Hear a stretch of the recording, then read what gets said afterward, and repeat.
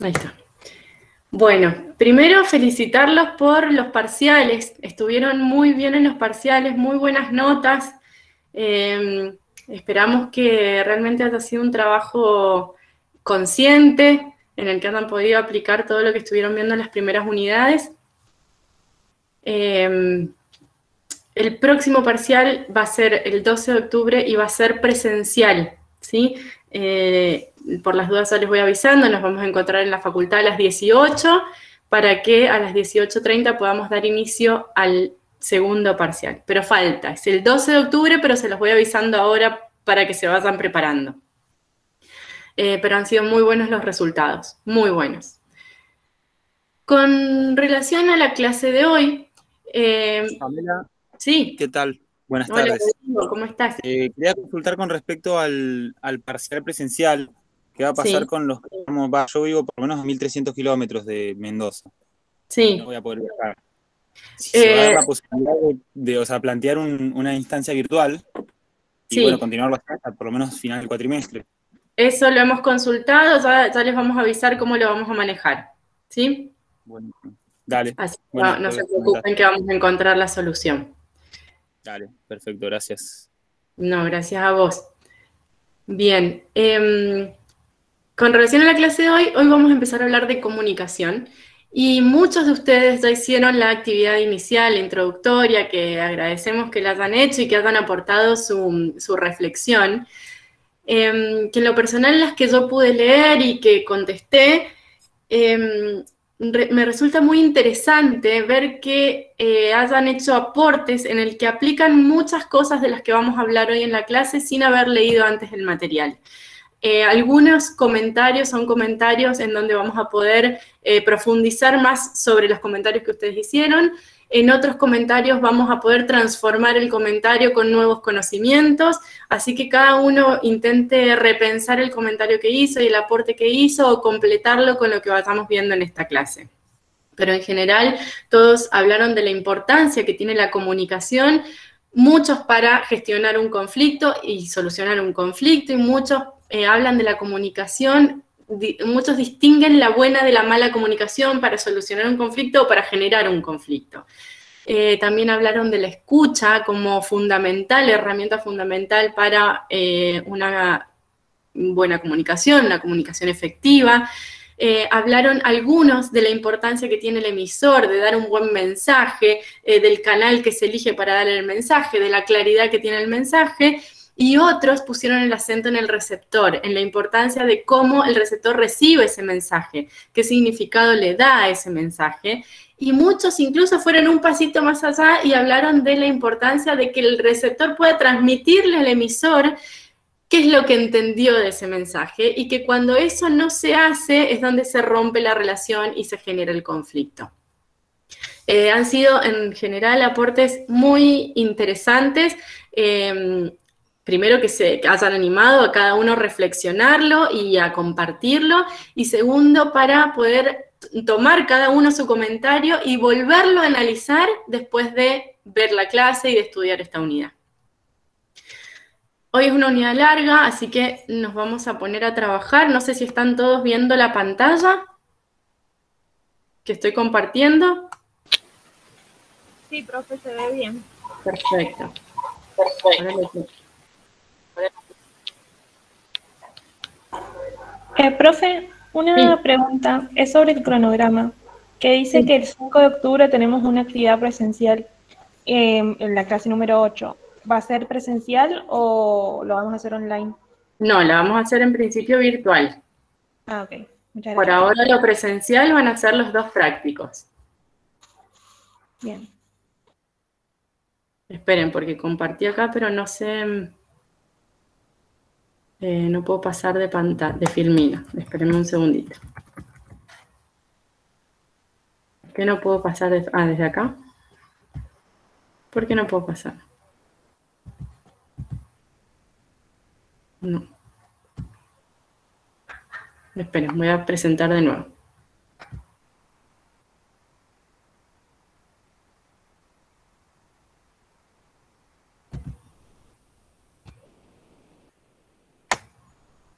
Bueno, yo no los estoy viendo porque tengo que compartir en mi pantalla completa, si no, no puedo pasar las filminas.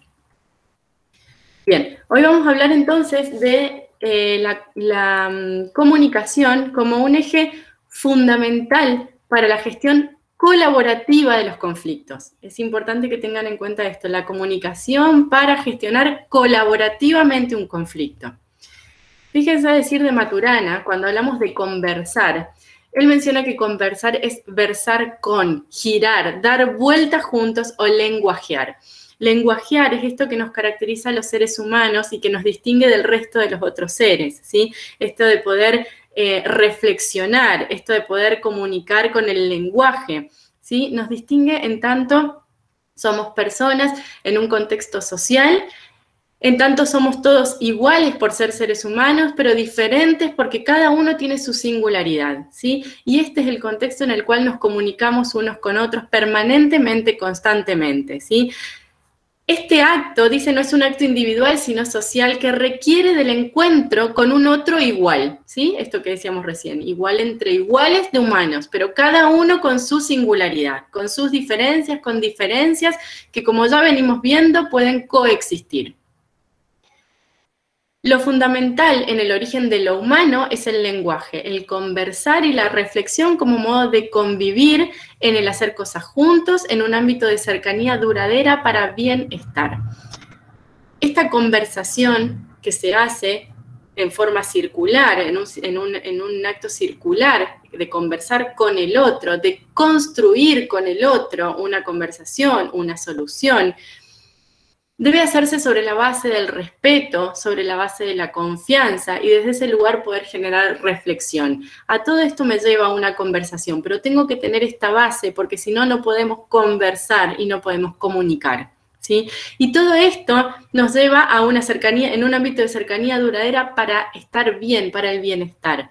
Esto está relacionado con una evolución que se genera en el paradigma, en la teoría de la comunicación humana, en donde antiguamente se consideraba al hombre como el hombre amo del universo, central y amo del universo, y esto se modificó y entendemos que el hombre es parte de un ecosistema del que forma parte y un ecosistema al que tiene que mirar y al que tiene que prestar atención y al que tiene que cuidar para subsistir.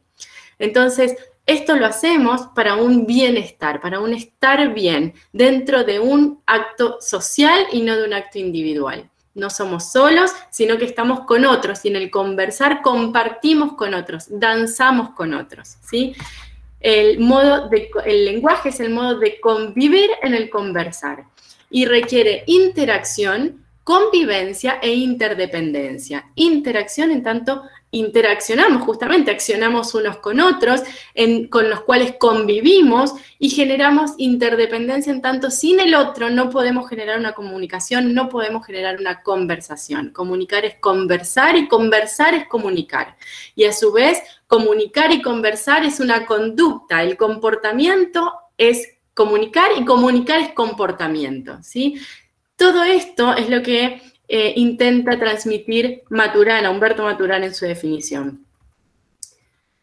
Fíjense, la comunicación tiene una función conectora, puede ser entendida más allá de la transmisión de información e implica pensarla en un sentido experiencial como vinculación, poner en común, compartir e intercambiar.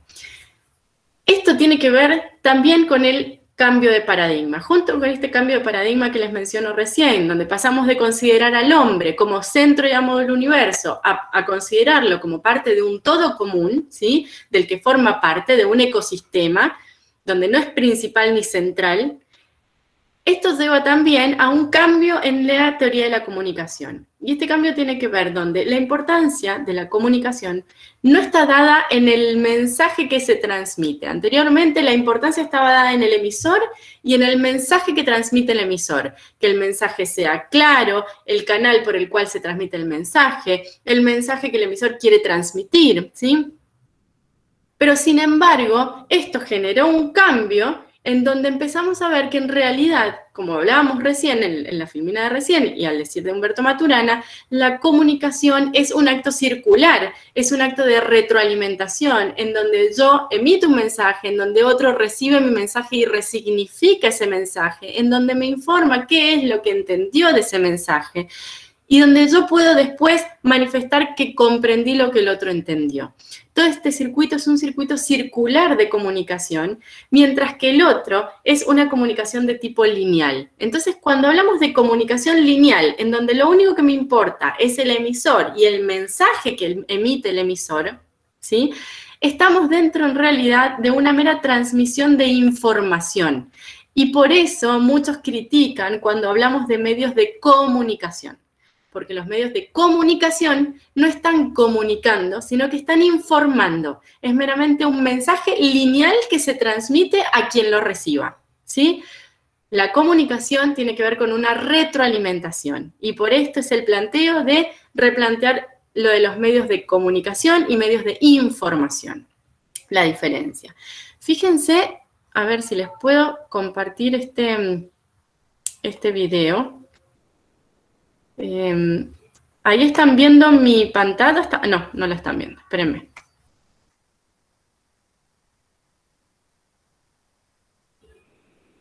A ver.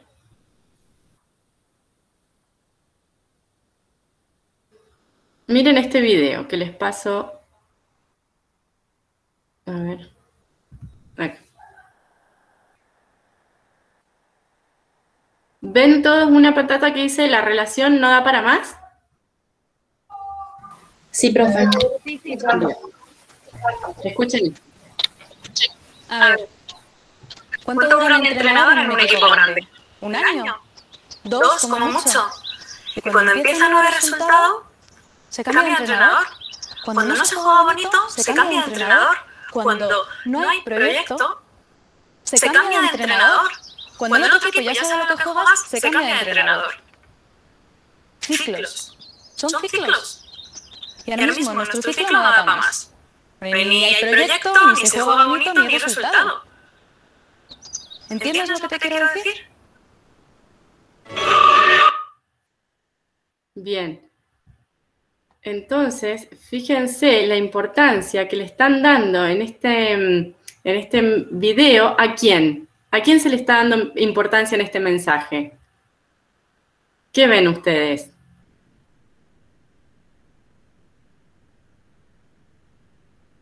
¿Qué entendieron del video?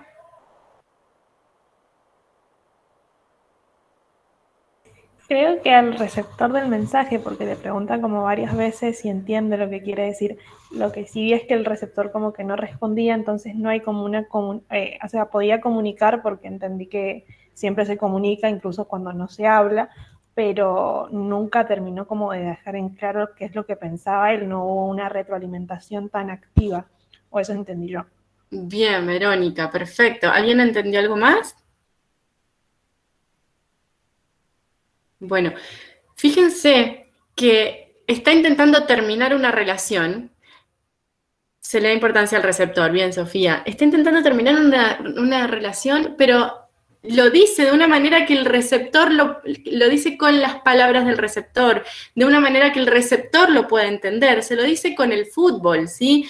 Como pasa en el fútbol, pasa en la realidad. Entonces, para que el otro pueda entender, utiliza el fútbol como una herramienta para que el otro pueda entender lo que yo quiero decir. Entonces, no siempre es solamente decir lo que quiero decir, sino saber a quién se lo estoy diciendo, cómo se lo estoy diciendo, cuál es el objetivo que tengo. Y, por supuesto, acá faltaría esto que hablaba Verónica recién de la retroalimentación, de ver qué es lo que entendió de este mensaje que emitió el emisor. Pero ya la importancia la estamos poniendo en el receptor, ¿sí?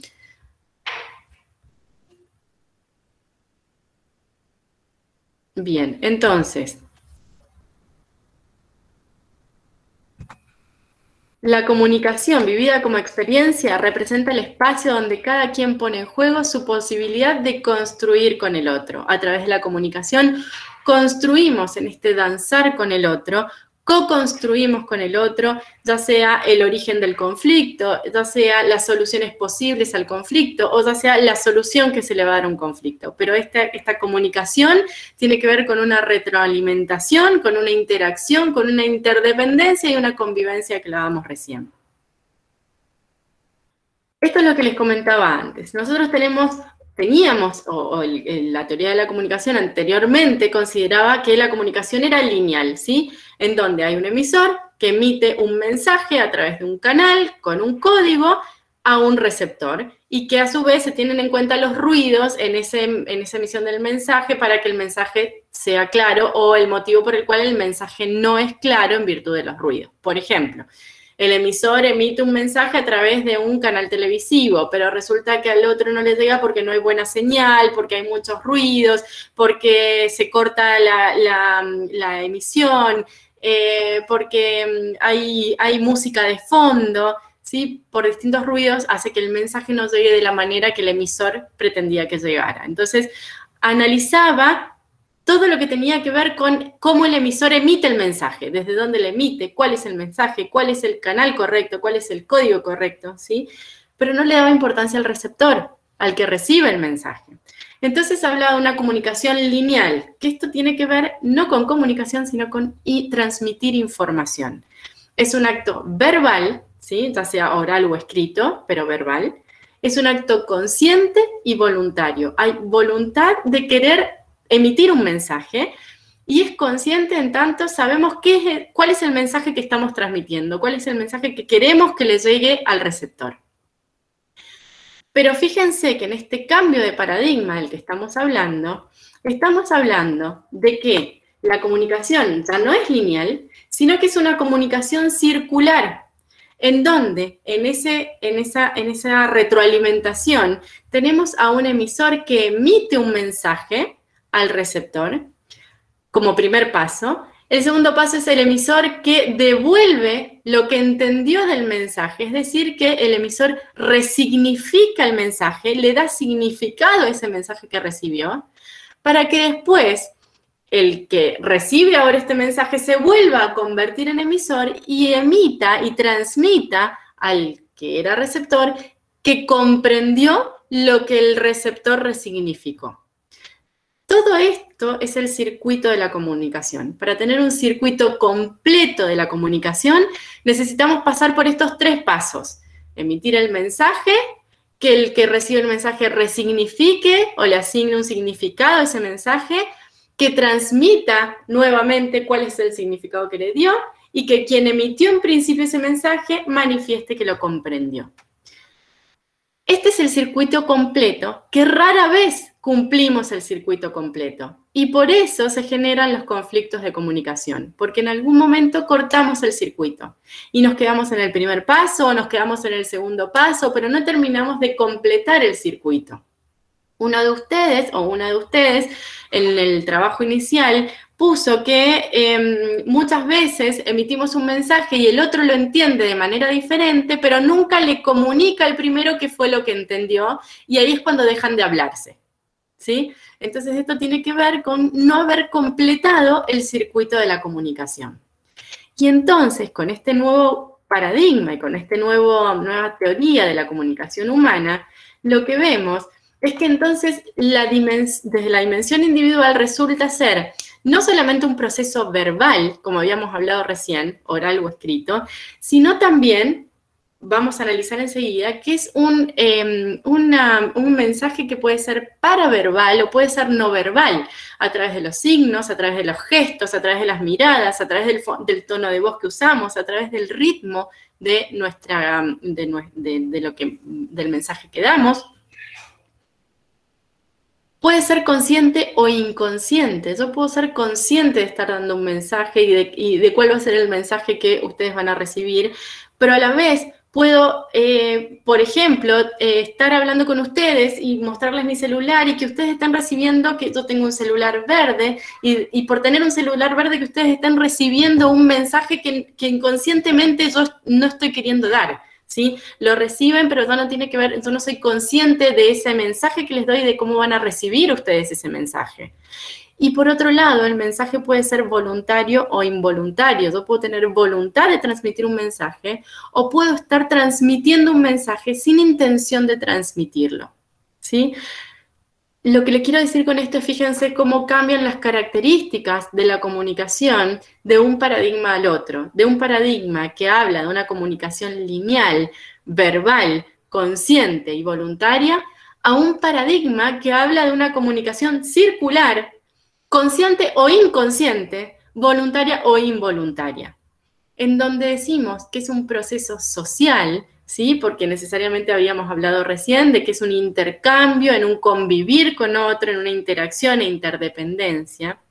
Es permanente porque continuamente estamos comunicando. Es imposible no comunicar de una u otra manera, ya lo vamos a analizar más adelante, a través de múltiples canales, y se produce siempre en un contexto que participa en la significación.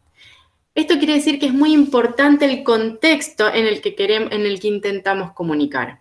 Si yo quiero hablar de algo importante con mi pareja, no lo puedo hacer en un boliche con la música todo lo que da al lado del parlante, ¿sí? Porque ese contexto no me va a ayudar a la comunicación que quiero tener y a que el mensaje se le dé el significado que le quiero dar.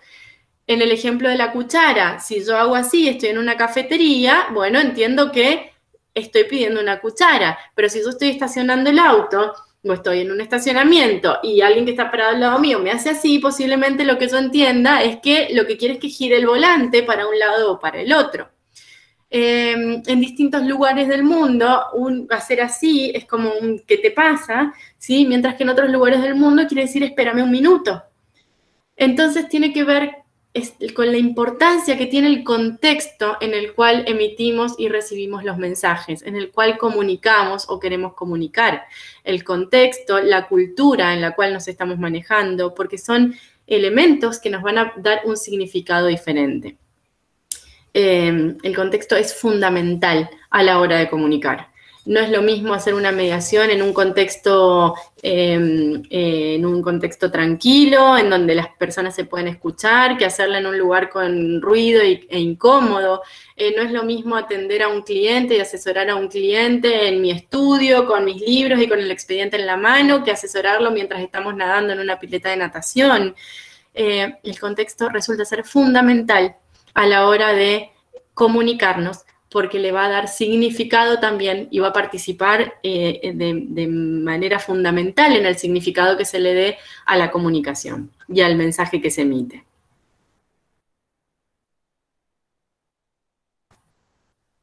Bien, y ahora hablamos de los axiomas de la comunicación humana. Los axiomas quiere decir los principios, ¿sí? Hay 5 principios fundamentales, no son los únicos, pero sí son los principales presentes en toda comunicación. El primero es que no es posible no comunicarse. No somos conscientes de que continuamente estamos comunicando. No somos conscientes de que continuamente estamos comunicando con el comportamiento, ya sea que hagamos o que no hagamos, porque el no hacer también es conducta, y como les dije anteriormente, el comportamiento es comunicación y la comunicación es comportamiento, ¿sí? No es posible no pensar. Nos cuesta mucho callar la mente. Fíjense que ahora se está trabajando mucho en esto de intentar callar la mente, porque nos cuesta mucho dejar de pensar. No es posible dejar de pensar. No es posible no emocionar. No somos seres racionales que se emocionan. Somos seres emocionales que razonan, ¿sí? Y en esa imposibilidad de no comportarse, de no emocionar, de no pensar, estamos comunicando continuamente, estamos recibiendo mensajes continuamente, ¿sí? Y de esos mensajes que emitimos con el hacer o el no hacer, que también es comportamiento, podemos generar en el otro una aceptación, es decir, que el otro quiera compartir ese mensaje, que el otro quiera conversar sobre el mensaje que estamos emitiendo. Podemos recibir un rechazo, que el otro no quiera compartir ese mensaje o que no quiera conversar sobre ese mensaje. Podemos recibir una descalificación, cuando yo estoy hablando de algo y me sale con lo que pasó en el partido de fútbol, ¿sí? En donde me está descalificando, estoy hablando de un tema importante y me está saliendo con cualquier otra cosa, ¿sí? Y el síntoma, que es una manera también de no hablar sobre un determinado mensaje. Son esas personas que dicen, no, de esto no quiero hablar porque me descompone, esto me hace doler la cabeza, esto me hace doler la panza. Bien, algunas personas simplemente lo mencionan, no, de eso no quiero hablar porque me duele la cabeza, y a otros realmente les duele la cabeza. Realmente determinados temas generan un síntoma, ¿sí? Entonces, son las reacciones que podemos tener ante nuestros mensajes, pero lo interesante de esto es que estamos atrapados en la comunicación. No somos conscientes de que permanentemente estamos en comunicación, constantemente estamos en comunicación. Entonces, fíjense esto que hablábamos al principio del viejo paradigma, en donde comunicar es un acto verbal, consciente, lineal, en donde quiero dar un mensaje, queda totalmente desdibujado ante esta nueva teoría. No es posible no comunicarnos. Estamos atrapados en la comunicación. Somos parte de la comunicación constante y permanente. Todo el tiempo estamos comunicando, ¿sí? A veces conscientemente y a veces inconscientemente. Hay un video muy interesante que habla de los padres hacen, los hijos hacen. Algo así se llama el video. Y muestra cómo los padres les enseñan algo a los hijos, pero en realidad los hijos hacen lo que los padres hacen, por más de que lo que los padres les dicen que tienen que hacer sea distinto a lo que hacen. Es haz lo que yo digo, pero no lo que yo hago. Entonces, en el hacer, los padres o los adultos, seamos o no seamos padres, estamos comunicando también a nuestros hijos, estamos influenciando sin darnos cuenta. Si un padre le grita a la madre, no nos damos cuenta que le estamos enseñando a ese niño o a esa niña que gritar está bien, ¿sí? O que la manera de imponerse es gritando. No es que se lo estemos enseñando directamente, no es que seamos conscientes de la enseñanza, no es que sea intencional enseñarles eso, pero con nuestro comportamiento estamos transmitiendo ese mensaje.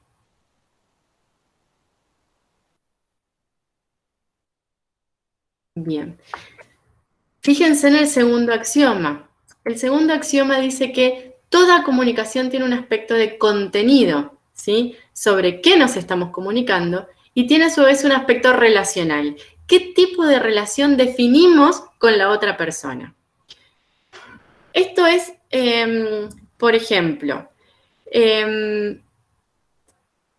cuando dos personas se pueden poner de acuerdo en algo, por ejemplo, yo les propongo a ustedes, salió una película nueva en el cine, ¿qué les parece si vamos a verla? Y ustedes me dicen, sí, vamos, pero no con vos, ¿sí? El problema, no hay conflicto en el contenido, que es que todos queremos ir a ver esa película. El conflicto está en la relación, que es que no quieren verla conmigo o no quiero verla con alguien, ¿sí? En esa relación hay que trabajar cuando el conflicto está en la relación.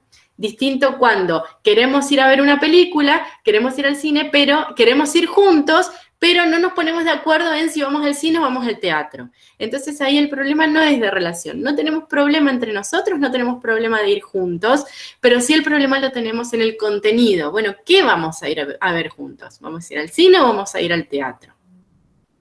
Fíjense que hoy estaba hablando con un colega, un abogado, que vino y me comentó que tenía que hacer un acuerdo con 2 clientes en su estudio. Y él me manifiesta, ella quería un aumento de cuota alimentaria del 30% y se imaginó que él no iba a querer. Y cuando llegó al estudio y le propuso esto, él dijo que bueno, que aceptaba el 30%. Y ella se enojó y dijo, yo no voy a arreglar nada, yo no quiero ningún acuerdo, y se fue, ¿sí?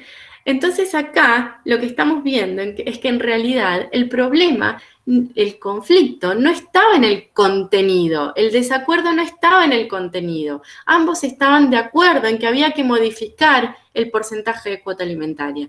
El problema era relacional. Y hasta tanto este abogado no trabaje con las partes en su relación, o hasta tanto las partes no trabajen en su relación, no van a poder ponerse de acuerdo en el contenido o no van a poder solucionar el problema del contenido, porque el problema no está en el contenido, el problema está en la relación, ¿sí? Entonces, fíjense que el nivel de la relación, el tipo de relación que definimos con la otra persona, califica el mensaje en el nivel de contenido, nos da pistas acerca de cómo significarlo. ¿Esto qué quiere decir? Quiere decir que lo que yo digo va a ser significado de una forma u otra según la relación que tengo con la persona a la que se lo digo. No es lo mismo decirle te amo a mi hijo que decirle te amo a mi compañero de trabajo. Cada uno lo va a entender de una forma distinta y le va a dar un significado diferente. Y según el significado que me dé, va a ser la reacción que esto genere, ¿sí? Entonces, a esto se refiere que el nivel de relación o el tipo de relación también le va a dar significado a ese contenido.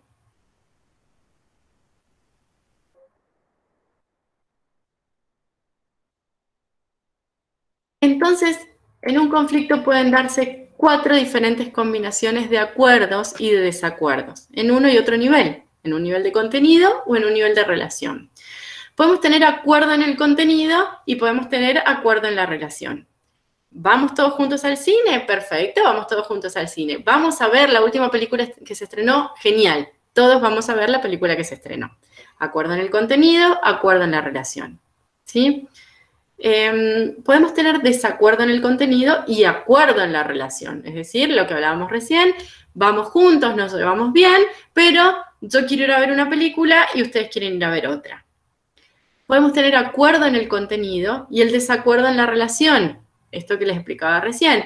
Estamos de acuerdo en que hay que aumentar la cuota alimentaria, ¿sí? Pero no estamos de acuerdo en la relación, no tenemos buena relación entre nosotros y entre tanto no haya buena relación entre nosotros, vamos a continuar en conflicto. Podemos llegar a acordar el contenido, pero el conflicto va a continuar porque no hay buena relación. Nos vamos a poner de acuerdo sobre el porcentaje de la cuota alimentaria y va a saltar otro conflicto sobre otra cosa, porque el conflicto está en la relación.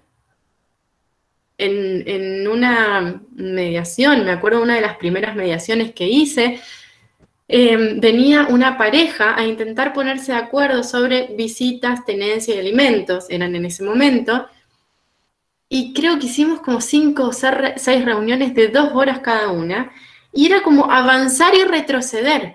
Avanzábamos, se ponían de acuerdo, estaban de acuerdo en lo que querían de cuota alimentaria, estaban de acuerdo en las visitas, pero siempre había algo que no, en realidad se volvían para atrás. No, en realidad no quiero esto. No, en realidad prefiero otra cosa. Y el problema no estaba en el contenido, estaba en la relación entre ellos. Ellos no querían trabajar sobre alimentos y visitas y cuota alimentaria, sino que tenencia, perdón, sino que ellos querían trabajar sobre lo que sentían entre ellos, sobre por qué me fuiste infiel, sobre por qué no me prestaste atención durante tanto tiempo, sobre yo todavía te quiero, yo puedo perdonar esta infidelidad, podemos volver a intentarlo juntos, pero necesito otra reacción de tu parte. Entonces se desvió completamente el objeto de la mediación. Ya no hablábamos de visita, tenencia y alimentos, sino que hablábamos de una cuestión relacional, de un conflicto relacional entre ellos, ¿sí? Por eso, bueno, y finalmente podemos tener desacuerdo en ambos, ¿sí? Que no de acuerdo en la relación ni acuerdo en el contenido. Y ahí habrá que trabajar en ambos. Pero por eso decimos que cada desacuerdo necesita ser gestionado en su propio nivel, hablando de lo que hay que hablar. Hablar de la relación cuando el problema es de relación y hablar del contenido cuando el problema es de contenido. Van a ver que muchas veces pueden estar ejerciendo la profesión y van a tener que hacer un acuerdo entre socios, por ejemplo, socios que son hermanos. Entonces, tienen que acordar sobre cómo se divide la sociedad, pero resulta que no logran acordar están de acuerdo en dividir la sociedad, pero no logran acordarse porque hay algo que no terminan de hablarlo entre ellos y que surge cuando de repente uno dice, mira, estamos separando, no te entiendo, estamos separando la sociedad porque vos dijiste que no querés más esta sociedad y el otro sale con que no quiero más esta sociedad porque vos siempre fuiste el preferido del papá, por ejemplo. ¿sí? Esto es algo que salió en mi estudio. Entonces, ahí es donde notamos que en realidad lo que queremos hablar es de la relación. Lo que nos importa acá no es tanto el contenido, hay algo relacional que se han guardado y que nunca han hablado, y hasta tanto eso no lo hablen, no lo compartan, no lo puedan gestionar desde un lugar colaborativo, difícil va a ser poder avanzar en el contenido. Y si se pueden poner de acuerdo en el contenido, en días más va a surgir algún otro conflicto, porque lo relacional no está resuelto.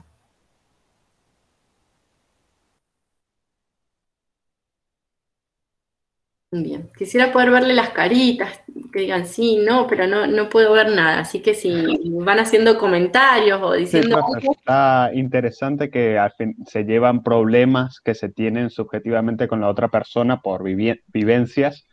Se lo trata de plasmar y ver quién gana o qué es lo que estoy comunicando en estos conflictos jurídicos.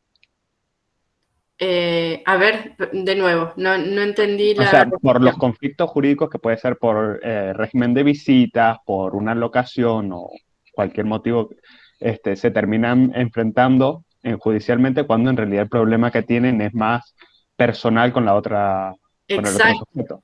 Exacto. Creo que de esto hablamos un poco en la clase pasada. No sé si se acuerdan del problema de humedad que planteamos con el vecino y que nos llevábamos re bien, y éramos re buenos vecinos, pero no me resuelve el problema de la humedad. Entonces esto me genera un daño, y al generarse un daño me genera un costo y no me lo quiere pagar. Entonces yo ya le pedí de buena manera y no me lo pagó. Entonces le mando carta documento y tampoco lo paga, y no me queda otra opción que iniciar un juicio. Y resulta que finalmente el juicio tarda 3 años y gano el juicio, pero no estoy contenta porque mi relación con el otro se rompió, ¿sí? Entonces, el problema no tiene que ver con el contenido, tiene que ver con cómo reaccionaste. Muchas veces nos ha pasado en mediación y también incluso en el estudio. Separo siempre lo que es una mediación de lo que es ser asesor jurídico, tanto en uno como en el otro, que vienen y dicen, si él me hubiese dicho que no tenía la plata para arreglarlo, yo lo hubiese pagado y que me lo devuelva como pueda, ¿sí? Pero para llegar a eso necesitábamos hablar de la relación. Era importante la relación que había entre ellos, qué pasaba entre ellos, que no se podían decir las cosas, que no las podían hablar, que no se podían comunicar. Entonces es fundamental trabajar la relación. Y por eso la comunicación también tiene que estar dada sobre la base de la confianza, sobre la base del respeto, y desde ese lugar poder generar la reflexión y la comunicación. Recuerden que cuando dos personas vienen a mediación porque tienen un conflicto y están posicionadas y están enfrentadas, están en una relación que generalmente esa relación no es buena, ¿sí? Ahora, si nosotros logramos generar el cambio y de esta manera hacer el pase de posiciones e intereses y una gestión colaborativa, y para gestionar esto colaborativamente logramos que ellas salgan de ese lugar de miedo ante el otro, de amenaza que sienten con relación al otro, para pararse en un lugar de confianza, y que desde este lugar voluntariamente vamos a construir juntos una solución, y bueno, esa buena relación nos va a permitir trabajar sobre el contenido, ¿sí? ¿Amé? Sí.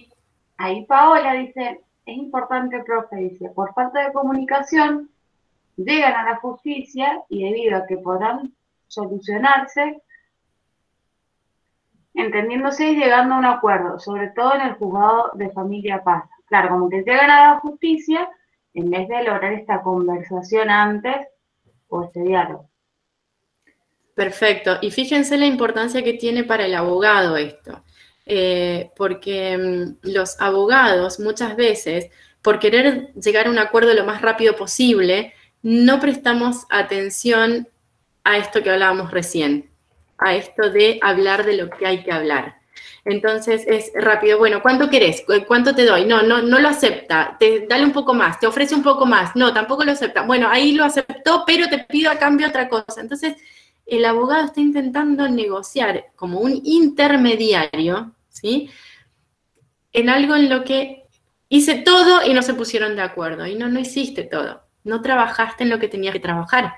No hablaste de lo que hay que hablar. Y si el problema es de relación, tenemos que tener el tiempo para sentarnos y trabajar sobre la relación. Y después vamos a pasar al otro punto de contenido. ¿Sí? Y fíjense, sí. Ahí Mariana aporta que hay que tener en cuenta la diferencia entre posiciones e intereses también. Muchas veces viene planteado el conflicto en términos de posiciones y las posiciones hablan del contenido. Entonces, en la medida que podemos explorar los intereses, que podemos bajar al plano de los intereses, estamos empezando a explorar o indagar el plano relacional, ¿no?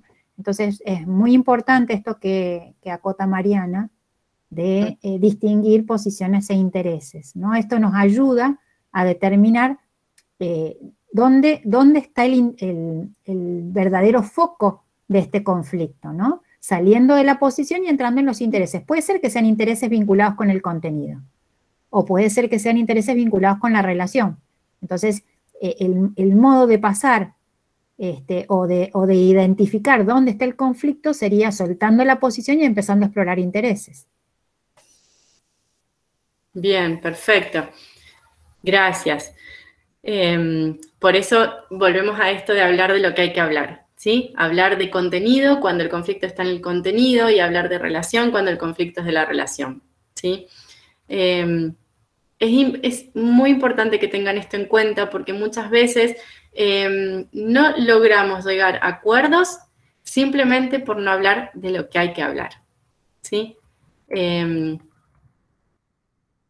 Bien, y fundamental esto que decía. Sí. Tengo una pregunta, porque en esto de hablar de lo que hay que hablar y de estas situaciones que, bueno, por una cuestión de alimento, se terminan ventilando un montón de conflictos que tenía la pareja en sí. Tiene que ver el conflicto en sí que se está yendo a tratar en realidad. Y de repente frente a eso no se puede llegar a dar una necesidad de acudir a otro profesional, por ejemplo un psicólogo o algún terapista o sea, aplicar como complementaria a una terapia que se vea desbordada la mediación por una cuestión de falta de herramientas. Digo, porque de repente te ves o sea, yo lo que entiendo es que ahí estás trabajando con conflictos personales o interpersonales de una persona, de esas dos personas que quizá exceden o no a lo que un abogado un abogado pueda llegar a tener. Bien. A la profesión que cumple el abogado, al objetivo y al rol que cumple el abogado no es de psicólogo. Claro. Bien, perfecto. Gracias, muchas gracias por el aporte. Sí, es muy interesante darse cuenta hasta dónde puedo llegar yo con mi profesión y hasta dónde y en dónde está el límite, ¿sí? Y muchas veces tenemos que saber decir, esto no es de mi ámbito y para ustedes, suponiendo que está esta pareja, lo conveniente sería ir a un psicólogo y hacer una terapia de pareja. Entonces, puede trabajarse lo relacional desde lo psicológico con un profesional de la salud y podemos trabajar el tema de contenido en el estudio, por ejemplo, ¿sí? Pero estas derivaciones, poder trabajar de manera interdisciplinaria es muy importante, es muy interesante y es muy importante saber poner el límite, ¿sí? De hasta dónde puedo llegar yo con mi asesoramiento y con mis conocimientos y poder valerme de la herramienta de lo que me puedan brindar otros profesionales.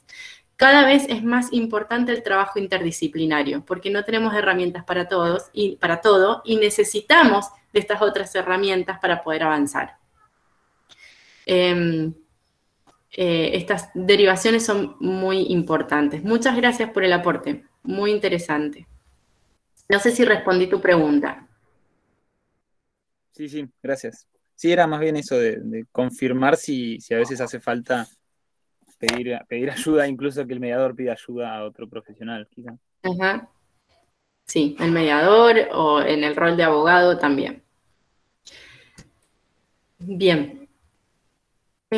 Fíjense que la definición de la relación impacta a la vez en un nivel más profundo, que tiene que ver con la identidad desde la mirada del otro, ¿sí? La identidad en el quién soy yo, desde cómo me mira el otro y de lo que el otro me devuelve, generando aceptación, rechazo o desconfirmación. La importancia que tiene esa mirada de aquel otro que recibe un mensaje o que me emite un mensaje, ¿sí? Bien. Este punto es muy interesante hoy que nos comunicamos casi permanentemente por WhatsApp. Yo creo que hasta estamos empezando a reemplazar el comunicarnos personalmente y empezamos a hablar todo por WhatsApp. Este tercer axioma dice, los seres humanos nos comunicamos tanto digital como analógicamente. El lenguaje digital es potente para especificar contenidos, pero limitado para definir relaciones. El lenguaje digital tiene que ver con aquellos signos a los cuales convencionalmente les hemos atribuido un significado. Tiene que ver con el mensaje escrito por WhatsApp, por ejemplo, ¿sí? El lenguaje analógico es potente para definir relaciones, pero es limitado para especificar contenidos. ¿Por qué? Porque muchas veces un determinado contenido, un determinado mensaje, lo escrito, puedo escribirlo de la misma manera a mi jefe o a un amigo y va a ser recibido de buena o mala manera por uno o por el otro, porque la relación es diferente. Entonces, si yo le quiero poner, por ejemplo, ni loca voy con vos al cine, ¿sí?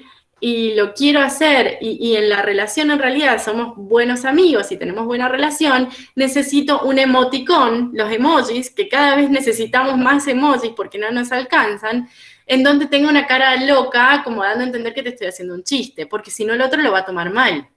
Y si yo digo ni loca voy al cine con vos y pongo cara de enojada, realmente te estoy diciendo que ni loca voy al cine con vos, porque me llevo mal con vos, porque hiciste algo que realmente me lastimó, que realmente me dolió o lo que fuera. Entonces, lo analógico es importante para definir qué tipo de relación estamos teniendo. Lo digital sirve para especificar un contenido. Lo digital sirve para transmitir un mensaje lineal. Sirve para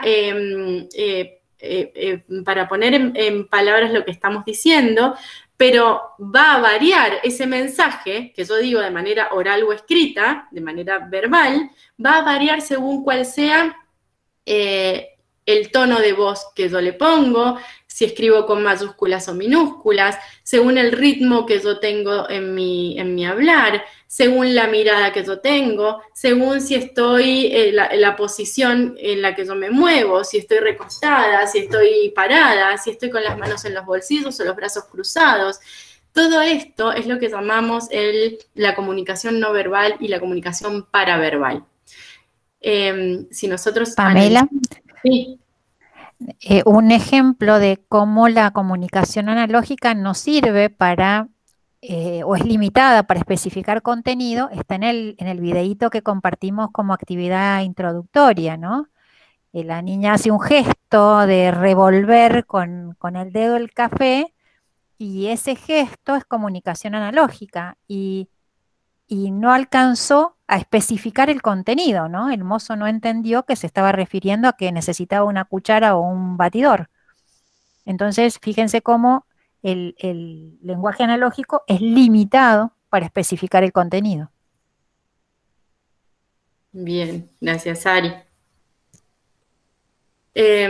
Cuando analizamos la comunicación, vemos que en realidad lo que decimos desde lo digital es un porcentaje ínfimo al lado de lo que decimos desde lo analógico, ¿sí?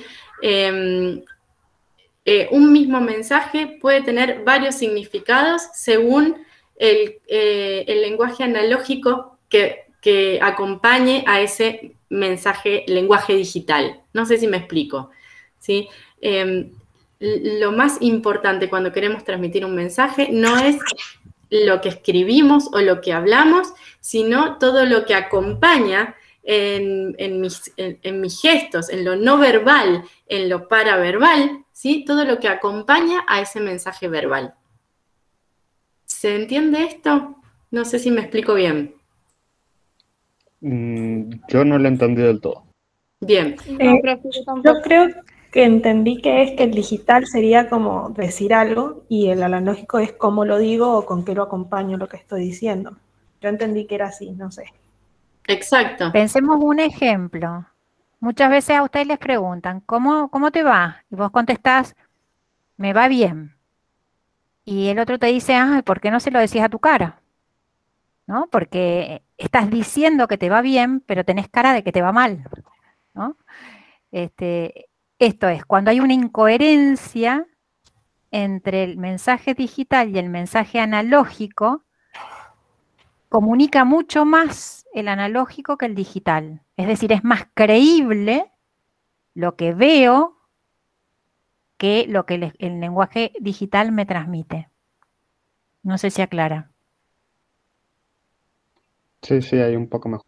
Miren, fíjense, por ejemplo, cuando uno va a una entrevista de trabajo, en donde entra una persona en la entrevista de trabajo y se sienta y le dicen, bueno, contame por qué te interesa este trabajo.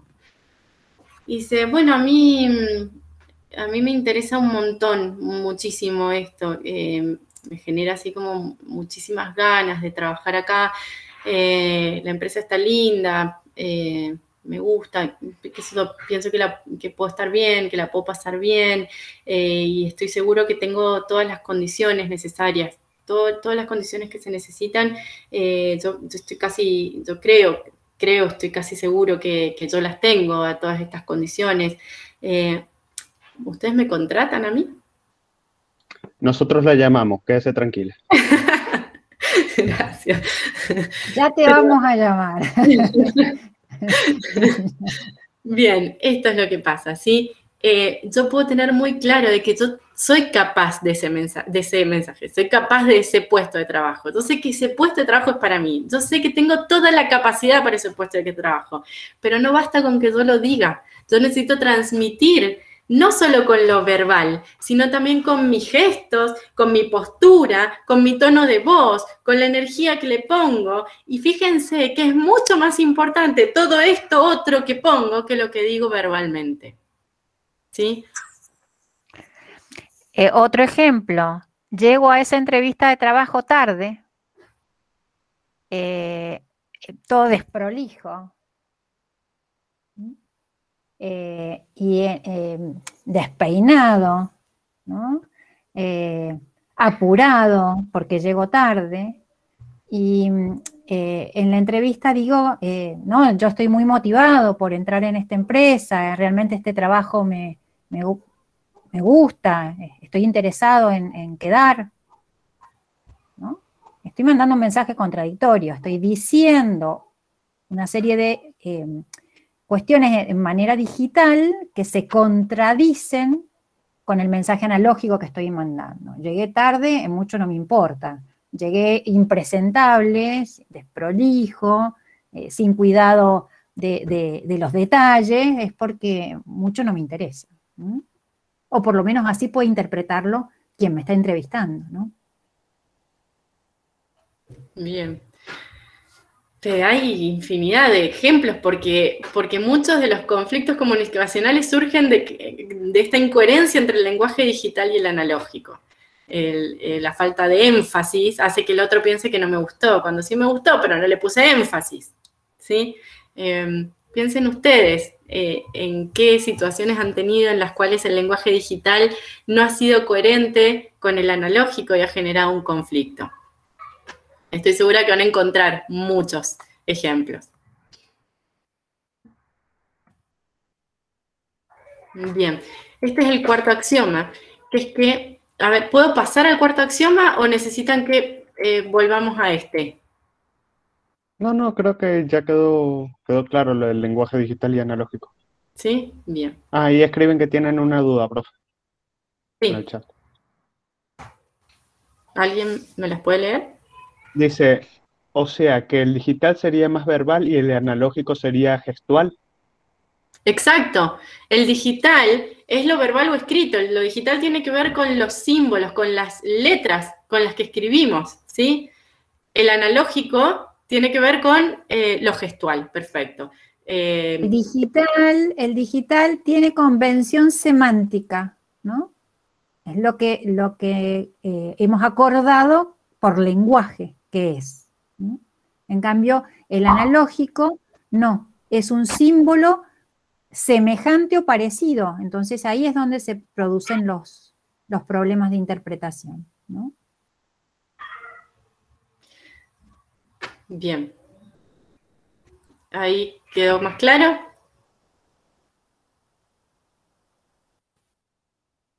Dice que sí, que gracias. Bien. Entonces sí pasamos al cuarto axioma, que es que la naturaleza de la relación depende de la puntuación de la secuencia de la comunicación entre las personas comunicantes. ¿Qué quiere decir esto? Por ejemplo, quiere decir cuando para una persona el conflicto empieza en una determinada situación y para la otra el conflicto empieza en otra situación. A ver, el conflicto empezó porque vos me fuiste infiel. Y en la infidelidad es donde esta persona puntúa el inicio del conflicto. Y la otra persona dice, no, yo te fui infiel porque hace 5 años que vos a mí no me prestás atención, que vos no te das cuenta si me corté el pelo, que vos no te das cuenta si me compré ropa nueva, si me puse ropa nueva, que vos no te das cuenta de todo el esfuerzo que yo hago para que vos puedas hacer tus cosas, que no... Bien, entonces la puntuación que esta otra persona pone en el inicio del conflicto está en que no llevas 4 años o 5 años sin prestarme atención y eso es lo que llevó a mi infidelidad. Entonces es importante saber en dónde las personas puntúan el inicio del conflicto, porque cuando esa puntuación es diferente es donde se inicia este conflicto, ¿sí? Esa puntuación distinta puede ser generada por desinformación, ¿sí? Puede ser generada por conflictos sobre las causas y los efectos que llevaron a una u otra cosa, o por interpretaciones diferentes que se tengan sobre una misma situación. Entonces, todo esto que lleve a puntuar de manera distinta es lo que genera el conflicto.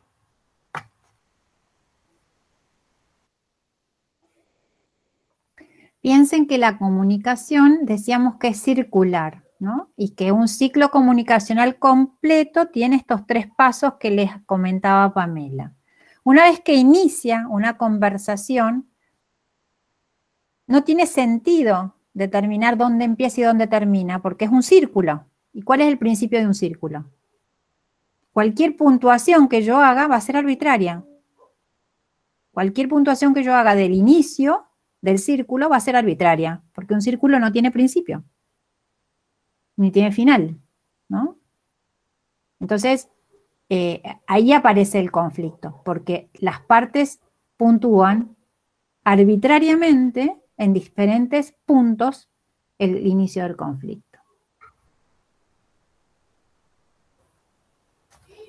¿Sí? No sí, sé profe. Pensé que alguien quería hablar. Podemos avanzar. Perfecto. Y el último axioma es que todos los intercambios son simétricos o complementarios según se basen en la igualdad o en la diferencia. Uno de los comentarios que hicieron en el foro decía que la comunicación debe ser siempre sobre la base de la igualdad. Hay que tener claro que es sobre la base de la igualdad en tanto somos iguales como seres humanos, pero diferentes con la singularidad de cada uno. Ahora, cuidado, porque esto hace referencia. Alguien tiene un micrófono abierto, me parece. Se escucha como un ruido. Porque es importante destacar que hay ciertas relaciones que requieren un intercambio de simetría y hay ciertas relaciones que requieren un intercambio de complementariedad. Yo a mis hijos no les hablo desde la simetría, sino desde la complementariedad. La complementariedad es que uno está por encima del otro y por tanto impone a otro, ¿sí? La simetría es el hablar entre iguales. Y está bien y es correcto que hayan relaciones de intercambios simétricos y que hayan intercambios complementarios. El problema está cuando uno rigidiza esa complementariedad. Es decir, cuando uno de repente quiere hacer todo complementario. Cuando uno está en una relación jerárquica y de repente se siente en jerarquía en todas las relaciones. Entonces, se junta con amigos e intenta imponer a los amigos que ir a comer a un determinado lugar. Ir a comer a un lugar. Vamos a tener que ir a comer a la casa de Arístides. ¿Y por qué a la Arístides? Si a nadie le gusta, si no nos queda lejos, y lo que fue, porque el Arístides a mí me queda hacer, y ahí es donde hay que ir, ¿sí? Y esta persona se comporta de esta misma manera en todas sus relaciones, ¿sí? Entonces, no está actuando correctamente, en tanto se sitúa en la complementariedad, donde debe ser un intercambio complementario y simétrico, donde debe ser un intercambio simétrico, sino que se sitúa en la complementariedad para todo. Y eso es lo que genera el síntoma, eso es lo que genera es patológico, genera la patología y por lo tanto genera el conflicto. Y de la misma manera, con lo simétrico, ¿sí? Con los intercambios simétricos, es correcta el intercambio simétrico con otros, ¿sí? Con otros en igualdad de condiciones, en igualdades jerárquicas, pero cuando esa asimetría empieza a generar una escalada, en donde yo intento imponerle al otro, y el otro me intenta imponer a mí, y yo intento imponerle al otro, entonces eso también es patológico, y eso nos genera el conflicto. Entonces, los intercambios deben ser simétricos o complementarios según la relación con la que estemos trabajando, si es una relación de simetría o de complementariedad. Lo importante es que no seamos rígidos y seamos siempre complementarios, o en la simetría no intentemos imponerle al otro, imponernos sobre el otro.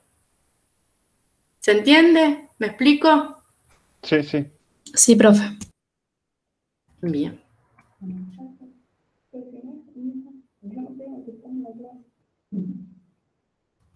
Bien, entonces esos fueron los 5 axiomas de la comunicación. Los 5 principales axiomas de la comunicación o principios de la comunicación. Y ahora vamos a entrar en un tema que es para mí fundamental en la comunicación y en la gestión colaborativa de los conflictos, que son 2 habilidades básicas, fundamentales de la gestión, que es escuchar y preguntar. Algo que hacemos permanentemente, constantemente estamos escuchando y preguntando, pero que en realidad tenemos que practicar para tener una escucha eficaz y para poder hacer preguntas eficientes para una gestión colaborativa de un conflicto. Fíjense, cuando nosotros hablamos de el circuito de la comunicación y cómo nos relacionamos, hablamos de que las emociones que tenemos con el otro parten de ciertos supuestos, ¿sí? Puedo partir del supuesto del miedo y partir del supuesto del miedo, partir del supuesto de una verdad única, esto lo vimos en la unidad 1, si no me equivoco, 1 o 2, partimos del supuesto de que hay una única verdad que es la mía, ¿sí? Y por lo tanto la emoción que me genera es el miedo o la amenaza por parte del otro de querer convencerme de que mi verdad no es la que corresponde o de no aceptar mi verdad, que es la única que hay. Y esto me lleva a una actitud de competencia y esto me lleva a un comportamiento de exclusión de la verdad del otro.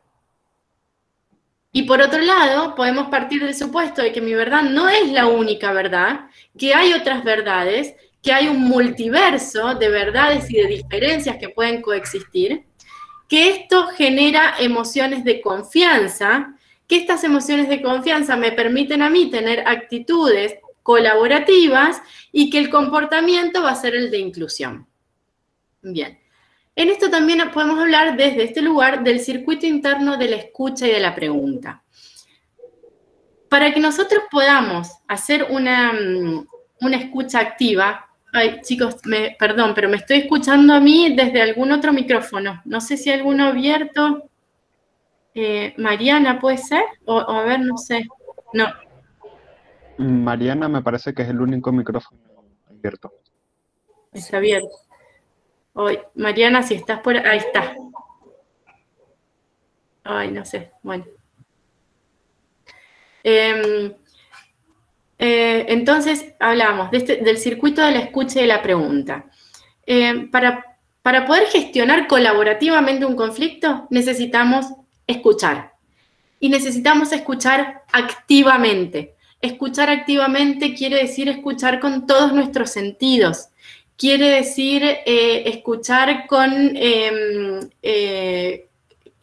interés en lo que el otro me dice, sin prejuicios, acallando la mente, conectándome con el otro, devolviendo al otro simplemente lo que me dijo sin pensar en lo que le tengo que decir, en lo que yo pienso de lo que me está diciendo, en si está bien o está mal lo que me está diciendo. Muchas veces dicen que para una escucha activa es importante, empiezan a dar como tips, ¿no? Sentarse inclinado hacia adelante, con las manos hacia arriba, no cruzarse de brazos, cuando en realidad, cuando la escucha es interesada, cuando realmente me interesa lo que el otro me está diciendo, el cuerpo solo va a generar todos estos tips que nos dicen para una escucha activa. Porque si no es genuino todos estos gestos, yo puedo estar con las manos abiertas, inclinada hacia adelante y escuchándolo, pero mientras ustedes me hablan, yo estoy pensando en todo lo que tengo que hacer cuando termine la clase, esa escucha no es activa, ¿sí? Entonces, para iniciar una comunicación y una gestión colaborativa, necesitamos una escucha activa. Y para poder generar una escucha activa, necesitamos, primero, de la confianza del otro hacia nosotros en nuestra escucha y en esta comunicación que estamos teniendo, que no se sienta amenazado. Y por otro lado, en la serenidad. Y por esto es importante escuchar al otro y escucharnos. Necesitamos estar serenos para poder escuchar. Y para poder estar serenos en nuestra escucha, necesitamos romper con determinados supuestos o necesitamos aprender ciertos supuestos que tienen que ver con el saber. Estamos acostumbrados a que nos digan que tenemos que saberlo todo, que si alguien nos dice algo, tenemos que saber de lo que nos habla, tenemos que saber de lo que siente. Muchas veces no nos animamos a preguntar porque nos da miedo que nos digan, ¿cómo no sabes eso? Entonces nos guardamos la pregunta y no preguntamos y seguimos con la duda en lugar de aclarar conceptos o aclarar emociones o aclarar situaciones. Cortamos el circuito de la comunicación por no animarnos a preguntar y empezamos a generar el conflicto. Entonces tenemos que partir del supuesto de que el no saber está bien. Es correcto no saber. El no saber sobre el otro y el no saber sobre lo que estamos hablando me va a permitir a mí serenarme y me va a permitir incluso deconstruir un prejuicio que yo pueda tener o una imagen que yo pueda tener del otro, de una situación, para volver a construir. Me va a permitir volver a ver, me va a permitir volver a reflexionar, me va a permitir escuchar activamente de manera tal que pueda preguntar todo lo que sea necesario para obtener información que me permita salir de la posición y encontrar cuáles son los intereses que están por detrás de esa posición. Me va a permitir hacer preguntas curiosas, preguntas exploratorias que me den toda esa información que yo necesito para encontrar cuáles son los intereses que sustentaban esa posición y en donde vamos a resignificar el conflicto, redefinir el conflicto y donde vamos a empezar a encontrar soluciones a ese conflicto. Entonces necesitamos, para trabajar colaborativamente, una actitud de confianza, de serenidad, que me permita, sobre el supuesto del no saber, tener una actitud curiosa, en donde yo pueda preguntar a través de preguntas exploratorias que me permitan encontrar y recaudar toda la información posible para ver cuáles son los intereses y buscar soluciones posibles a ese conflicto. ¿Se entiende esto? Más o menos. Bien, vamos acá entonces. Volvamos entonces a estos supuestos. Cuando nosotros hacemos una escucha, a ver, para trabajar colaborativamente tenemos que aprender a escuchar y aprender a preguntar. Todos escuchamos y todos preguntamos, pero no todos sabemos escuchar activamente ni preguntar de manera efectiva. Esto requiere práctica, requiere muchísima práctica. No es solo la teoría, en la teoría parece simple, pero en la práctica se van a dar cuenta de la dificultad que tiene la escucha activa y las preguntas exploratorias. ¿Pame? Sí. Acá quisiera sumar que no solamente se necesita práctica, sino que se necesita un cambio interno. Por eso trabajamos recién con el circuito interno, porque necesitamos modificar nuestros supuestos. hay un supuesto cultural arraigado, ¿no? Pamela les decía, hay un supuesto cultural arraigado de que no está bien no saber. Entonces, nosotros no preguntamos o no exploramos o damos por cierto determinadas cosas o damos por supuestas determinadas cosas porque este supuesto que nos dice que no está bien no saber, que no es bueno no saber, nos obtura la posibilidad de abrirnos y de tener una actitud curiosa. Entonces, fíjense, la primera modificación que tengo que hacer es interna. Es modificar mi supuesto, legitimar el supuesto de que no saber está bien, al menos en estos casos. Si yo no sé del conflicto que me trae la gente, si yo no sé de qué se trata ese conflicto, yo no sé lo que le está pasando al otro. Yo veo algunas acciones y le atribuyo significado a esas acciones, pero yo no sé a ciencia cierta qué está sintiendo el otro, por qué el otro está haciendo lo que hace. Entonces, para poder averiguarlo, tengo que pararme en el supuesto de que no sé. Primero, tengo que aceptar que no sé. Esto me va a permitir abrirme en una actitud curiosa, ¿no? Esto me va a permitir suspender el juicio propio. Esto de presuponer de antemano que yo ya sé lo que el otro me va a decir. ¿Para qué le voy a preguntar si ya sé lo que me va a contestar? Si yo lo conozco. Hace 5 años que trabajo con él, yo lo conozco. Sé que me va a contestar. Entonces, ¿para qué le voy a preguntar? ¿No? Esto está parado en un supuesto de que no es bueno no saber. Yo sé, yo tengo que saber, ¿no? Y esto me alimenta el ego. Entonces, fíjense que soltar este lugar y entrar en el terreno del no saber no es un movimiento sencillo a nivel individual. Este es el primer paso que tengo que dar. Asumir que no sé. Esto me permite generar curiosidad por saber qué está pasando con el otro, ¿no? Entonces ahí viene todas estas recomendaciones para la actitud curiosa, suspender el juicio propio, acallar la voz interna, conectar con el otro, escuchar más allá de las palabras, más allá de lo digital, ¿no? ¿Qué me está diciendo con la mirada? ¿Qué me está diciendo con los gestos? ¿Qué me está diciendo con la forma en que está sentado? ¿Qué me está diciendo con lo que está haciendo con las manos? ¿No? Está nervioso, está moviéndose los anillos todo el tiempo, está nervioso, ¿no? Entonces yo puedo preguntar ahí, ¿qué pasa? ¿Por qué estás con las manos moviendo? ¿No? ¿Hay algo que te molesta, que te preocupa, que te pone nervioso? Entonces abro una conversación sobre esto, ¿no? Entonces es escuchar no solamente lo que dicen las palabras, es mirar la comunicación completa, digital y analógica, ¿no? Prestarle atención a todas estas cosas. Sobre todo la analógica, porque es la que denota las emociones, ¿no? Denota las emociones.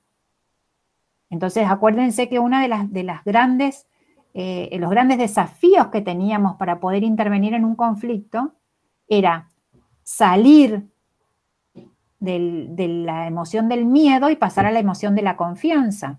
Ese es un trabajo que yo tengo que hacer conmigo, pero también lo tengo que hacer con el otro, ¿no? Entonces, ¿cómo voy a ayudarlo al otro a que salga del miedo y pase a la confianza si no le estoy dando bolilla a lo que está sintiendo? ¿Mm? Me tengo que concentrar en lo que está sintiendo. Tengo que explorar lo que está sintiendo. ¿Mm? Es interesante, profe, cómo esto se puede convertir en un círculo, ya que uno por ahí tiene supuestos que decide modificarlos para tener esta curiosidad y cambiar y escuchar. Y al escuchar y al ver cómo es la otra persona, vuelve a adquirir los supuestos y vuelve a decir, bueno, ya sé cómo va a reaccionar esta persona porque ya la vengo conociendo, ya la escuché y ya sé que si yo le digo A, va a contestar B porque es su forma de ser. Siempre me va a salir con lo mismo y terminas conociendo a la persona de forma tal de que sabes, dependiendo de la situación, dependiendo de qué es lo que le digas, cómo va a reaccionar y vuelves a adquirir los supuestos. Claro, puede ser que la conversación refuerce tus supuestos, ¿no? O puede ser que la conversación te lleve a modificar tu supuesto. Ah, mira, en realidad no me atendió el teléfono, no porque me despreció, sino porque estaba descompuesto. Me clavó el visto, no porque me quiso ningunear. Fue el hijo el que agarró el celular y puso el tilde azul, ¿no? Y yo pensé que era él el que había visto el mensaje y no me había querido contestar. Entonces, fíjense cómo los supuestos pueden ser reforzados en el camino de esta exploración que estoy haciendo, o pueden ser transformados. Puedo decir, ah, no, che, mira, yo venía suponiendo que me iba a reaccionar de una mala manera y reaccionó de buena manera. ¿No? Entonces, me parece que no hay que dar nada por sentado. Hay que explorarlo, ¿no? Y ver qué pasa. Puede que se confirmen mis supuestos o puede que no. Bien, se me ocurren muchos ejemplos que quizás le puedan servir de cómo me ha tocado transitar a mí en determinadas situaciones, esto de los supuestos y de la actitud.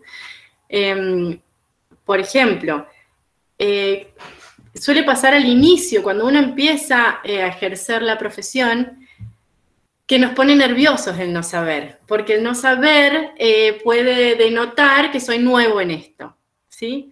Sin embargo, con el tiempo me voy dando cuenta y voy entendiendo que el decir, bueno, está bien que yo no sepa y lo que me traiga el cliente lo tengo que estudiar para poder darle una buena respuesta, eso me permite estar más tranquila a la hora de sentarme con el cliente y preguntarle todo lo que necesito saber para después poder llevármelo a estudiar.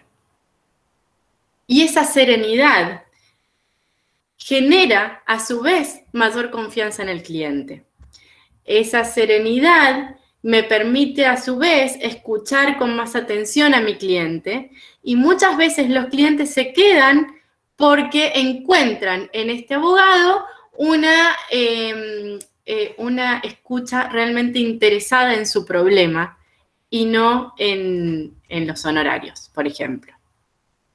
En mediación, una de las primeras mediaciones que me tocó hacer en la universidad, yo no sabía quién era quién. Yo no sabía quién era decano, quién era rector, quién era profesor, quién era alumno. No, yo podía tener una mediación entre personas por un conflicto y yo no tenía idea quién era quién.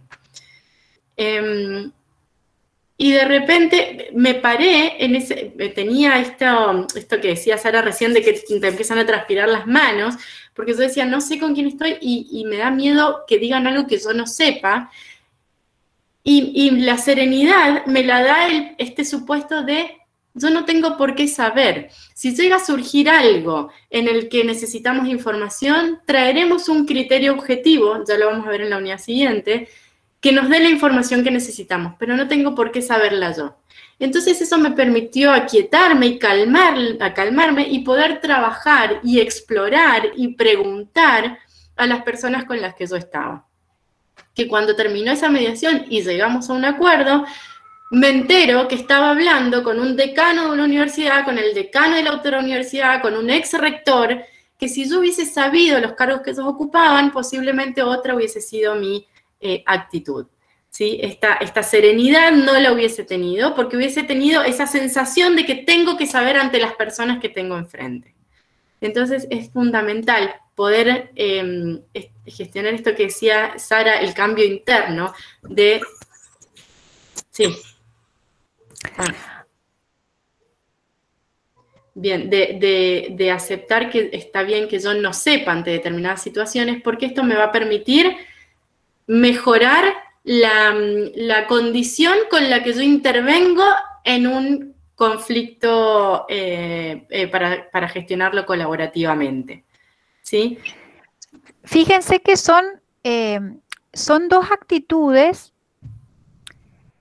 que tienen como fundamento el tema del saber, pero que aplican de distinta manera. Una cosa es lo que yo no sé sobre el problema, sobre lo que el otro está pasando, lo que el otro está sintiendo, lo que el otro está pensando, porque yo no tengo una bola de cristal para adivinar, ¿no? Entonces todo lo que yo infiera son inferencias, hipótesis, supuestos respecto de la otra persona, ¿no? Necesito que el otro me lo diga, me lo confirma, me lo explicite.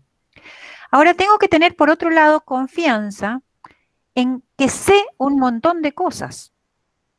Yo sé del procedimiento, yo manejo las herramientas, ¿no?, de comunicación, manejo la escucha, manejo las preguntas exploratorias, manejo el proceso de negociación, manejo la distinción o la clave técnica de la gestión colaborativa, sé que tengo que pasar de las posiciones a los intereses, sé que puedo identificar cuál es el conflicto, sé que puedo identificar qué tipo de estilo de afrontamiento está teniendo cada uno, sé que puedo identificar qué enfoque le está dando cada uno al conflicto.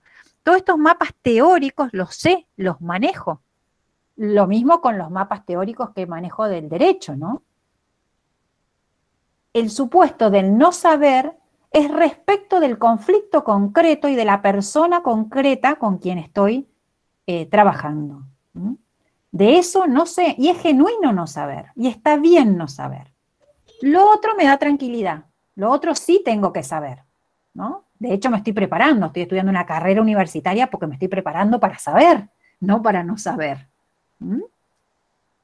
Creo que es importante distinguir estas dos cosas, ¿sí? Sobre dónde va el tema del no saber o de la curiosidad. No sé cuál va a ser el resultado de este conflicto, ¿no? No sé cuál va a ser el acuerdo al que puedan llegar, o si van a llegar a un acuerdo. Porque yo manejo proceso, no manejo resultado. Yo ofrezco un proceso, no ofrezco un resultado. Entonces, tengo que saber el proceso, mas no tengo por qué saber cómo va a terminar esto. Bien. Y fíjense con relación a la escucha que hablábamos recién,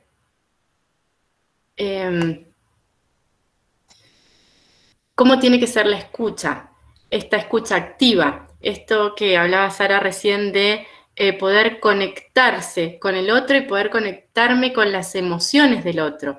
Esto de acallar la mente, de acallar los prejuicios que tengo con relación al otro. Les quería compartir un video cortito de escucha activa, como para ver si podemos... ¿a dónde está? Acá. A ver. Mientras Pamela comparte, tienen un ejercicio de escucha activa en el aula y de preguntas exploratorias. Es muy importante que hagan ese ejercicio de escucha activa. Indica que tienen que escuchar una secuencia de un video y lo tienen que escuchar 2 o 3 veces y van a ver que cada vez que lo escuchen van a escuchar cosas distintas, ¿eh? Entonces, háganlo a conciencia el ejercicio y van a ver cómo todo esto que hemos estado conversando empieza a cobrar sentido. Bien.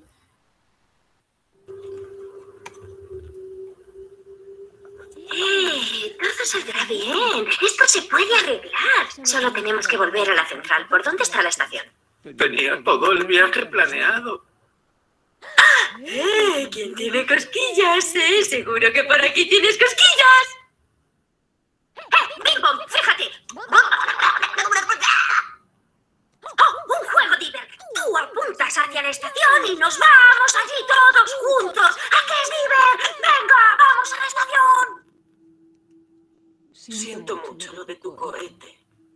Te han quitado algo que adorabas y se ha ido para siempre. Tristeza, no le hagas sentir peor. Lo siento. Es lo único que me quedaba de Riley. Seguro que vivíais grandes aventuras. Oh, eran maravillosas. Una vez viajamos en el tiempo y desayunamos 2 veces aquel día.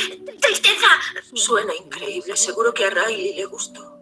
Ya lo creo. Éramos súper amigos. Sí, qué triste.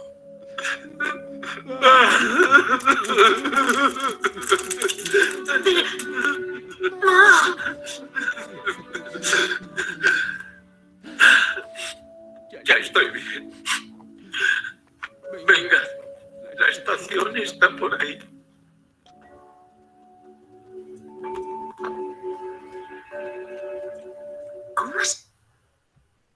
Bien.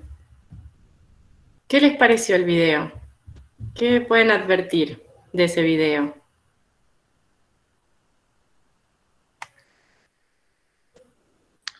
Que uno al empezar a dialogar con el elefante, y al ver que el elefante, o sea, que le estaban escuchando, le estaban prestando atención, se pudo abrir, contar lo que le sentía y enfocarse de nuevo en la misión que tenían. Muy bien, gracias, Gabriel. ¿Alguien más?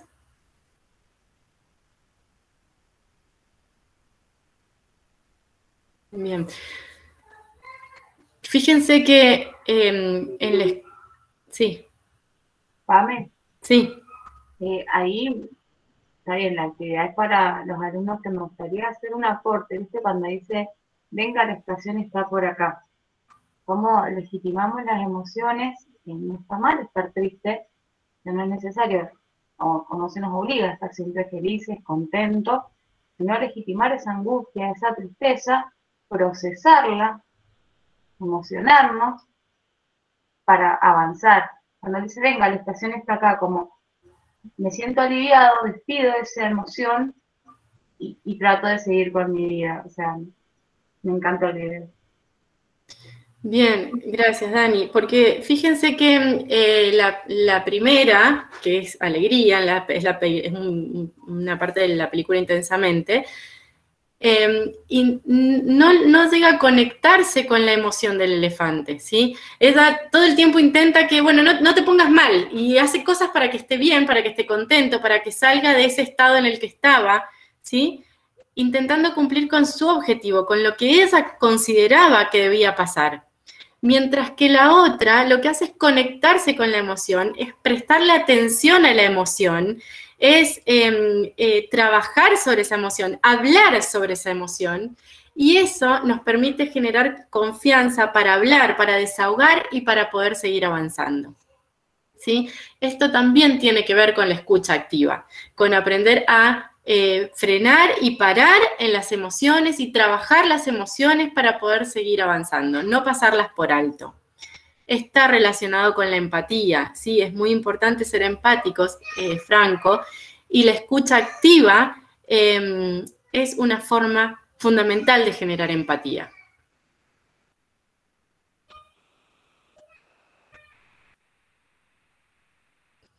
A ver. Para terminar, estamos en hora, Pame, Sí, me queda solo una filmina, es que voy y vengo con esto de compartir, y es que, bueno, esto ya lo vimos, es la posibilidad de que la escucha activa me genere una actitud curiosa. Si yo tengo una actitud curiosa, voy a poder hacer preguntas exploratorias que me permitan obtener información.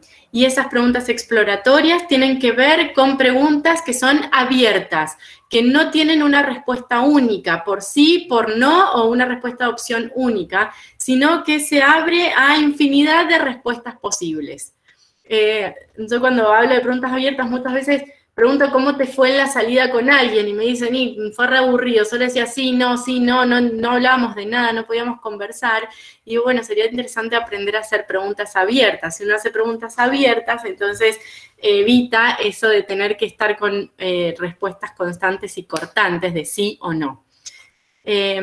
Y para poder hacer preguntas exploratorias y preguntas abiertas que tienen que ver con el qué, el quién, el cuándo, cómo, dónde, para qué pasaría si, qué pensás si, desde cuándo sentiste esto, cuál es el sentido que tiene y demás. Estas preguntas nos permiten obtener información que nos van a llevar a encontrar intereses, a salir de las posiciones y encontrar intereses que una vez que los encontremos vamos a poder trabajar realmente en el conflicto y en la solución al conflicto. ¿Es fácil hacer preguntas exploratorias? No. En la teoría es fácil. En la teoría todos creemos que nos va a resultar muy fácil hacer preguntas exploratorias, pero van a ver cuando hagan el trabajo que les dijo recién Sara, que se les va a meter por algún lado la pregunta cerrada. porque estamos acostumbrados a hacer preguntas cerradas. Y la pregunta abierta o la exploratoria la tenemos que pensar y repensar antes de hacerla. Es un trabajo que lleva su ejercitación, tanto externa como internamente, como decía Sara recién. Que todo esto lo van a poder ejercitar en los 2 prácticos que siguen a continuación de esta unidad. Así que sería interesantísimo que los hagan y les presten todo el sentido y el tiempo y la atención que requieren para poder poner en práctica todo esto que hemos visto hoy, que no es poco. Está muy buena el aporte que hace acá una compañera que sus hijas hacen preguntas exploratorias, como que los niños pueden ver esto y hacen preguntas más exploratorias, más de que sí y no, porque tienen implícita la curiosidad cuando son niños, cuando son chicos. Exacto, y con los chicos también es muy importante esto que hablábamos recién de la escucha activa, que muchas veces intentamos sacarnos de encima el problema, o bueno, no se peleen, y cómo simplemente con pararse a la altura de ellos, mirarlos a los ojos, escucharlos con atención y escuchar lo que nos quieren decir, va a también generar un cambio y nos va a permitir poder seguir avanzando. Aparte, los chicos no te responden. Si vos a los chicos les preguntas en forma cerrada, te responden sí o no y no te dan más información. Les tenés que hacer vos preguntas abiertas para que ellos te cuenten, ¿no? Si no, son monosílabos. ¿Han intentado hablar por teléfono alguna vez con un niño? Es sí, no, sí, no. Así que ahí es la mejor práctica. Así que los que tengan niños a mano, a practicar. Exacto. Así es, la mejor práctica está ahí. O sobrinos, tal cual. O sobrinos. Cualquier niño a mano está bien. Bien, hay dudas de todo lo que hemos hablado hoy, que es mucho. Yo sé que es mucho en la misma unidad, mucho contenido, mucha información. Pero bueno, es fundamental que lo puedan incorporar para el manejo de la gestión colaborativa de los conflictos. Yo insisto que prueben con los ejercicios. Van a ver cómo clarifica el hacer los ejercicios. Es como que ahí empiezan a caer las fichas, ¿no? Cuando uno empieza a hacer el ejercicio, empieza, no, esto tenía que ver con esto tenía que ver con lo otro. Entonces el mejor camino para aprender es hacer los ejercicios, y si tengo dudas vuelvo a la teoría. Que tienen las clases grabadas, tienen los resúmenes hechos, entonces no cuesta tanto ese ida y vuelta. ¿A dónde van a subir esta clase que yo lamentablemente no pude entrar al inicio? Las clases están subidas, las del año pasado están subidas donde dice insumo conceptual. Ahí están las fechas, si hacen clic en las fechas están las clases grabadas del año pasado. Y esta la vamos a subir como clase del día de hoy, queda a la vista abajo del insumo conceptual. Buenísimo, gracias, profe. Bien. No sé si hay dudas en el chat. No, están agradeciendo. Okay. Profe, antes de que termine y se corte la llamada, si pueden aclarar cómo vamos a seguir con el examen virtual a los que no podemos estar presentes. Rodrigo, yo te digo que vos, que sos el que ha planteado este tema porque tenés la dificultad concreta, mándame un mensaje escrito y vamos a considerar el caso puntual tuyo, acreditando que estás a distancia y que estás a 1.300 kilómetros, como decís, lo vamos a considerar. Te vamos a tomar un examen. Ahora reviso bien, pero me parece que había una compañera más que estaba en la situación particular. Pero bueno, Bien. que me había mandado un mensaje, por lo menos, de la primera vez que comenté esta situación. Pero en principio va a ser presencial, salvo quien justifique así fehacientemente que está a una distancia claro, que no se puede tomar un micro y venir. Si estás en Tunuyán, o estás en San Martín, o estás en San Rafael, claro, por ahí tenés que venir. Ahora, si estás a 1.300 kilómetros, no. Sí. Bueno, ahí te mando un mensaje entonces. Y bueno, vamos viendo cómo solucionarlo. Y si tienen un grupo interno entre ustedes y hay alguien más en esta situación, pues que me escriba, así la consideramos también. De todas maneras, Rodrigo, escribile a Sara y cualquier cosa a partir de estos días, comunicate con Pamela o conmigo, con cualquiera de los tutores, y vamos a a ver cómo se soluciona, ¿sí? Dale. Bueno, comunicaré. De todas formas, igual tienen presente esta situación y la van a... O sea, la idea es poder fabricar, no sé, un examen alternativo. Sí, no te preocupes, que les vamos a tomar virtual a los que no puedan estar presentes, les vamos a tomar un examen virtual, sí, sin ninguna duda. Lo que te digo, Rodrigo, yo soy tutora tuya, Sara va a buscar una solución, te la puede comunicar a vos o me puede poner al tanto a mí para que en lo sucesivo te comuniques conmigo o con Pamela, ¿sí? Dale. Sara va a solucionarlo con Pamela, pero en todo caso enviarle el mensaje y con posterioridad comunicarte conmigo. ¿Ah? Dale. Profe, le hago una pregunta respecto a la actividad. Hay como dos, una en la que está el video con un par de consignas, en el cual como que tenemos que contestar en un foro. Ese no habría que hacerlo, sino que habría que hacerlo en el otro ejercicio y subir un archivo. Son las dos. Son las dos. Una es la de escucha.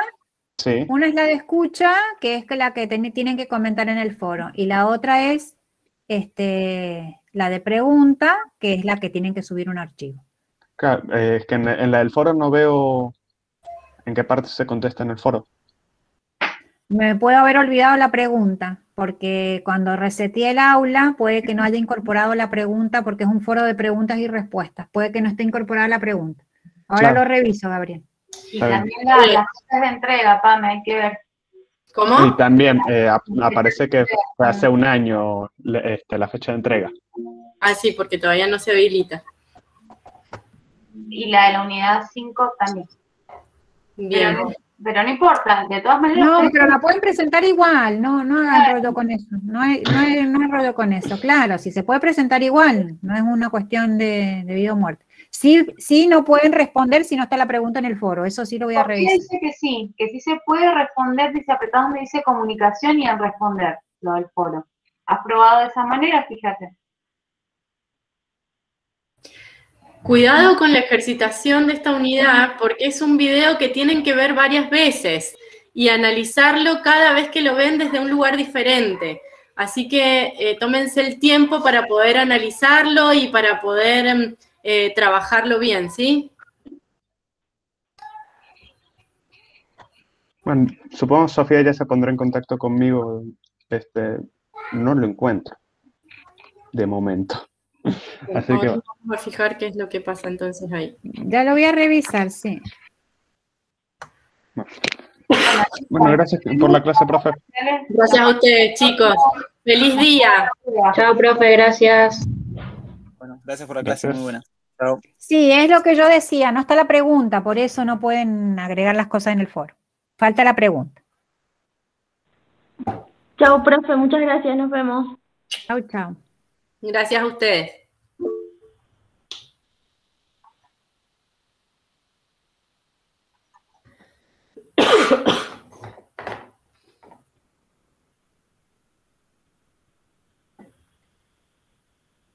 Estamos solas. Ay, justo me agarró un ataque y no puedo hablar. Sí, somos 3. Ahora Pame me dice. ¿Ah? Ay, voy a detener la grabación.